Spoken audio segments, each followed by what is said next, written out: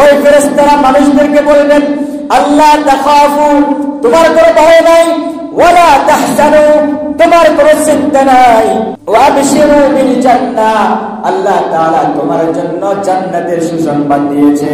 সুবহানাল্লাহ। কুল্লু নাফসিন যায়িকাতুল মাউত ওয়া ইন্নামা তুওয়াফাউনা উজুরাকুম ইয়াওমাল কিয়ামাহ فمن زحزح عن النار وأدخل الجنة فقد فاز وما الحياة الدنيا إلا متاع الغرور। আল্লাহ তাআলা বলছেন, ও আমার বান্দা শোনো, তোমরা প্রত্যেক মানুষ মৃত্যুবরণ করতে হবে। মৃত্যুর পরে কিয়ামতের ময়দানে আল্লাহ তাআলা সকল মানুষদেরকে তাদের হিসাব নিকাশ করবেন। হিসাব নিকাশ শেষ হওয়ার পরে কিছু মানুষ জান্নাত পাবে, আবার কিছু মানুষ জাহান্নাম পাবে। আল্লাহ তাআলা বলছেন, ফামান যুহজিহা আনিন নার ওয়া উদখিলাল জান্নাতা ফাকাদ ফাজ। দুনিয়ার জীবনে কোনো মানুষ যদি জাহান্নাম থেকে তার নামটা কর্তন করে জান্নাতের খাতায় লিপিবদ্ধ করতে পারে, আল্লাহ তাআলা বলছেন, ওয়ামাল হায়াতুদ দুনিয়া ইল্লা মাতাউল গুরুর। যে ব্যক্তি দুনিয়াতে জাহান্নামের খাতা থেকে তার নামটা কর্তন করে জান্নাতের খাতায় লিপিবদ্ধ করেছে, তার জীবনটা, দুনিয়ার জীবনটাই সফল। দুনিয়ার জীবনটা সফল। যদি আপনি জান্নাতে পরকাল পান, তাহলে দুনিয়ার জীবনটা আপনার জন্য সফল, পরকালের জীবনটাও সফল। সুবহানাল্লাহ। আর এই সফলতা যদি আপনি অর্জন করতে চান, সফলতা অর্জন করতে হলে অবশ্যই আপনাকে পরীক্ষা দিতে হবে, অনেক ত্যাগ তিতিক্ষা আপনাকে করতে হবে। আল্লাহ তাআলা বলছেন, وقال الذين كفروا لا تسمعوا لهذا القرآن والغوا فيه لعلكم تغلبون।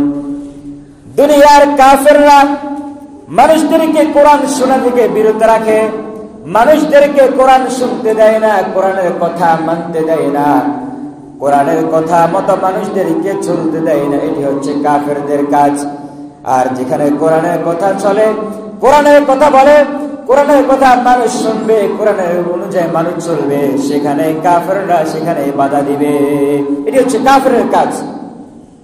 আপনি যদি কোরআন না শুনেন, কোরআনের কথা অন্য মানুষকে শুনতে না দেন, কোরআন অনুযায়ী আপনি না চলেন, আপনার জীবন, আপনার পারিবারিক জীবন, সামাজিক জীবন, রাষ্ট্রীয় জীবন, সকল ক্ষেত্রে যদি আপনি কোরআনের আইনকে লঙ্ঘন করেন, বুঝতে হবে আপনার নামটা মুসলমানের খাতায় আর থাকবে না, আপনার নামটা অটোভাবেই কাফেরদের খাতায় চলে যাবে।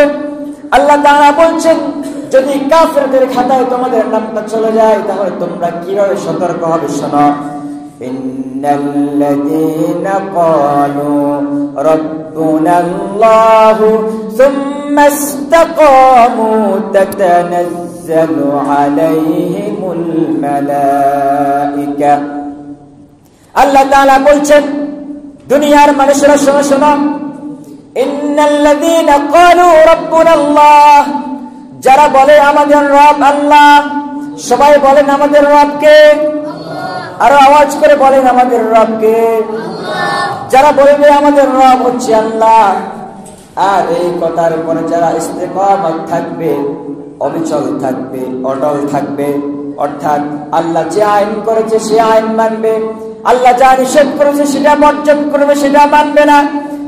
এবার আসেন, এই রমজান মাসে আল্লাহ তাআলা হুকুম করেছে প্রত্যেক মানুষকে সিয়াম পালন করতে হবে, প্রত্যেক মানুষকে গুনার কাজ থেকে বাঁচতে হবে, মদ্যপান থেকে মানুষদেরকে বাঁচতে হবে, নেশা জাতীয় কোনো খাবার থেকে মানুষদেরকে বাঁচতে হবে, এগুলি করা যাবে না। আল্লাহ তাআলা আইন করেছেন, আপনি যদি আপনার জীবনে সফলতা অর্জন করতে চান, আল্লাহ তাআলা সকল বিধান আপনাকে মানতে হবে। মাহে রমজানে আল্লাহ তাআলা বলেছেন, শোনো, যারা বলবে আমাদের রব হচ্ছে একজন, তিনি কে? যারা বলবে আমাদের রব আল্লাহ, এবং এই কথার উপরে যারা ইস্তেকামত থাকবে, অটল থাকবে, তাদের উপরে অনেক পরীক্ষা আসবে। যারা জালিমের জুলুমের শিকারের পরে বলবে আমাদের রব আল্লাহ, যারা নির্যাতন সহ্য করার পরে বলবে আমাদের রব হচ্ছে আল্লাহ, যারা দুনিয়ার কোন মানুষের তৈরি করা মতবাদ মানবে না, দুনিয়ার কোন মানুষের তৈরি করা মতবাদ যারা গ্রহণ করবে না, যারা সবকিছু উপেক্ষা করে মহান রবকে স্বীকার করে নেবে, তাদের উপর অনেক জুলুম আসবে, অনেক নির্যাতন আসবে, মামলা আসবে, হামলা আসবে, অনেক অত্যাচার তাদের উপর করা হবে। তারপরেও যারা আল্লাহর প্রতি ইস্তেকামত থাকবে, অটল থাকবে, আল্লাহ তাআলা বলছেন তাতানাজ্জালু আলাইহিমুল মালাইকা, আল্লাহ তাআলা তাদের জন্য আকাশ থেকে ফেরেশতা নাযিল করবেন, আর ফেরেশতারা ওই মানুষদেরকে সুসংবাদ দিবেন আর বলবেন আল্লাহ তাখাফু ওয়া লা তাহজানু ওয়া আবশিরু বিল জান্নাতিল্লাতী কুনতুম তুআদুন। যারা দুনিয়ার সব কিছুকে ভয় না করে মহান রবকে ভয় করবে, আল্লাহ তাআলা তাদের জন্য আকাশ থেকে ফেরেশতা নাযিল করবেন